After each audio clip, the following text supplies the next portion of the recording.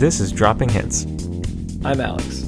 I'm Silas. In this podcast, you'll catch a glimpse of our everyday conversations. What are some of the hazardous things that you deal with at your job? In other words, what could kill you? Are you asking about non-living things that can kill me or living things that can kill me? We all know living things have the potential to kill.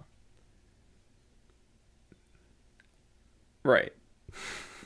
I was going to say... That's what you call a non sequitur.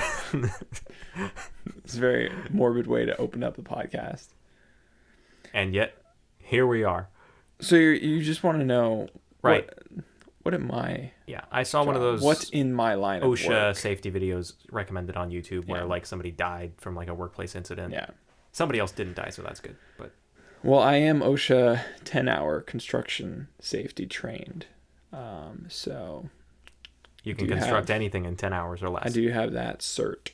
So I can be safe on the workplace for 10 hours. But once I'm working for 11 hours, I'm not safe All bets anymore. are off. Yeah.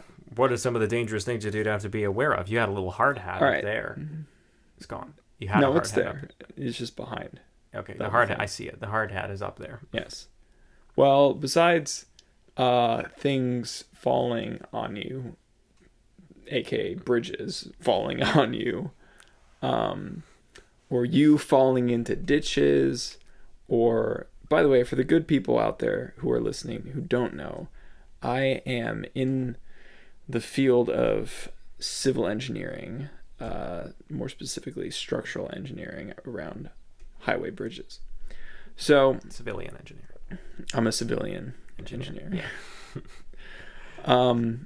So construction site is something that I will have to deal with. I haven't been out to construction sites much yet, but I will because it comes with a job. Just I haven't yet. So aside from having bridges fall on you, you falling off bridges, you falling into ditches, you falling on rebar. There's a lot of falling involved.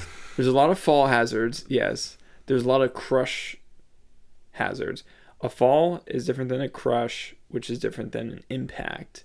You'll learn this in OSHA in the training. It's proprietary information. So. Well, it's safety, so everyone should know. It's right? is this... You have 3 tons of concrete on your chest. Is this a fall or a crush? I can't tell you. That's proprietary.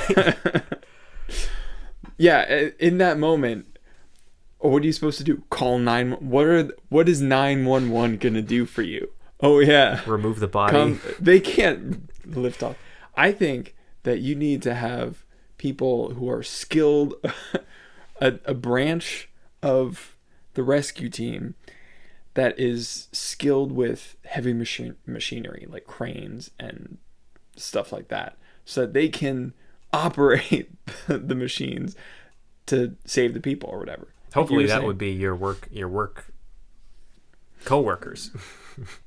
Yeah, well, But those are the construction guys. You might have gotten into that because we're the engineers, so we don't know how to operate tractors and bulldozers. You guys don't communicate with the.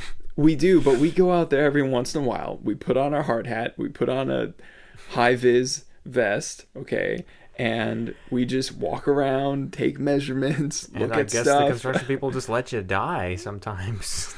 Yeah, well, it's kind of like you got to be smart enough not to get yourself in those situations in the first place. Right. But that's the problem.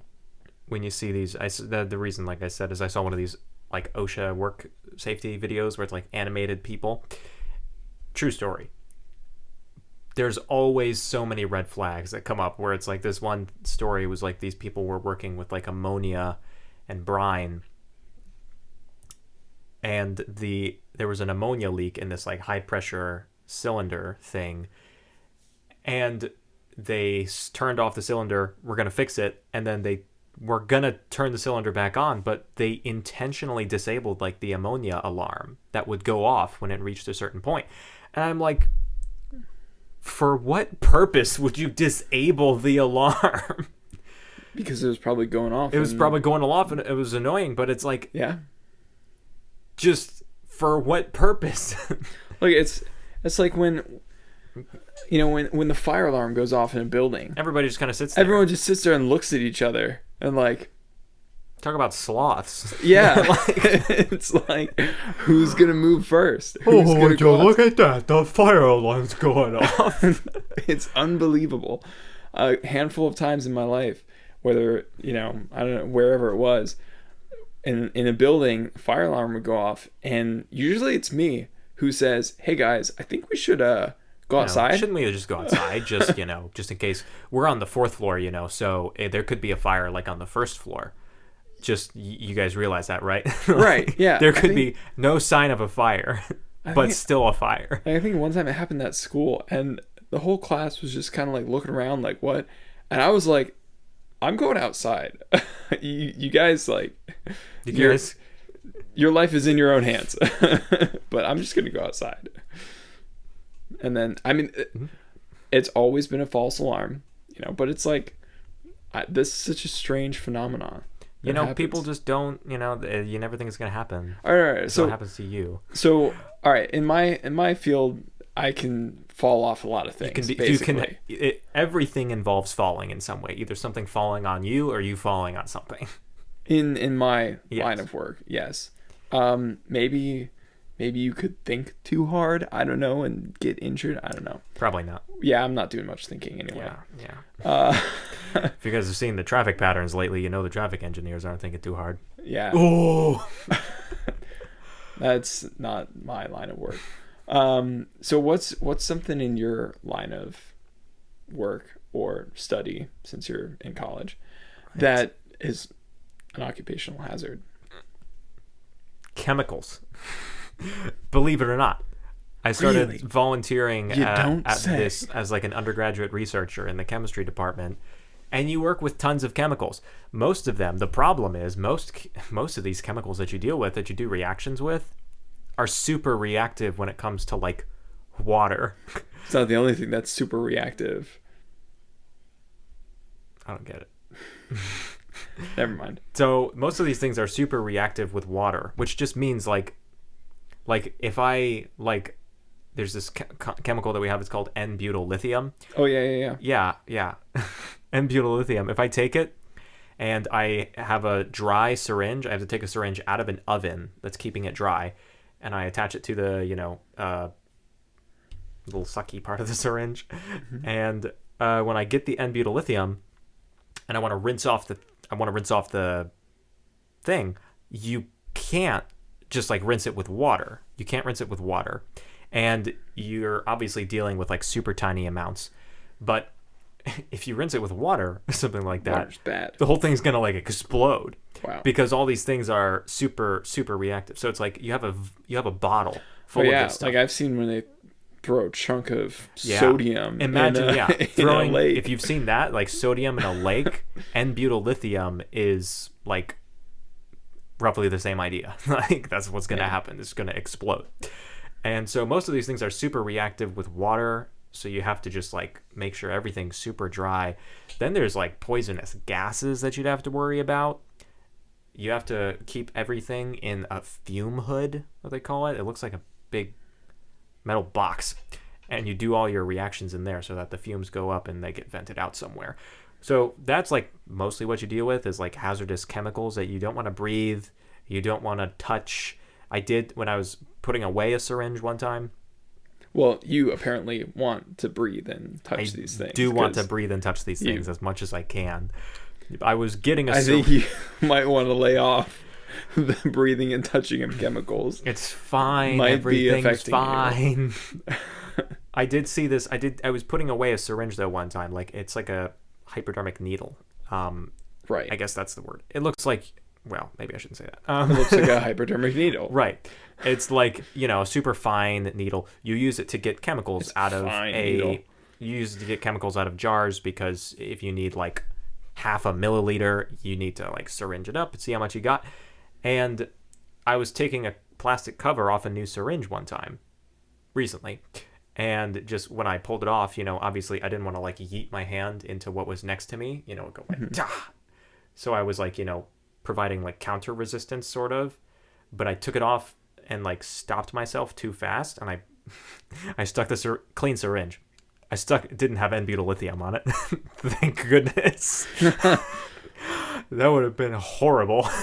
You would have been like, my America. My whole thumb would have exploded. I stuck the syringe partially. I think Mom is probably listening. Don't panic. I stuck the syringe partially back into my thumb, momentarily. Relatively shallow. Relatively shallow. And I was like, oh, dang it.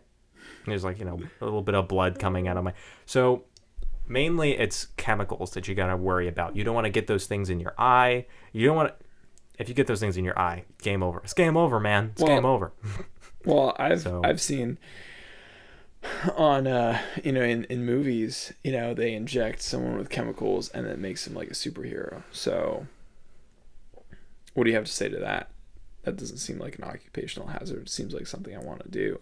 Tune in next time to see if I've been turned into a super soldier, superhero, or a super pile of dead body from ingesting too many chemicals. Yeah, because it's that N-butyllithium, whatever stuff. If that got into your bloodstream, are you a goner at that point? Game over, man. You're a goner. I mean, you're gonna know if that stuff is inside you. You're gonna know instantaneously something is wrong. Seems like the problem would be pretty localized, though. It's gonna immediately start to burn a lot, and you'll probably have some bruising and some rupturing from gases that are being formed. So, there's probably going to be some, depending on how much you manage to inject into yourself, there's probably going to be some kind of a localized explosion that occurs. Well, let's just hope that they keep these things under lock and key. You have to store that stuff in a refrigerator to keep it nice and cold.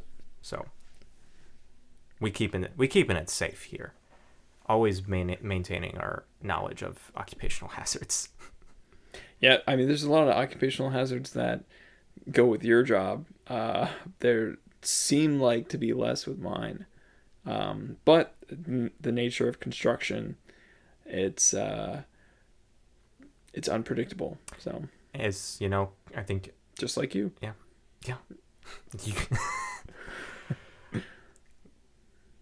You never know what's going to come out of my mouth, but maybe you do by this point if you've been listening for long enough. So stay safe. Stay safe. This is OSHA approved.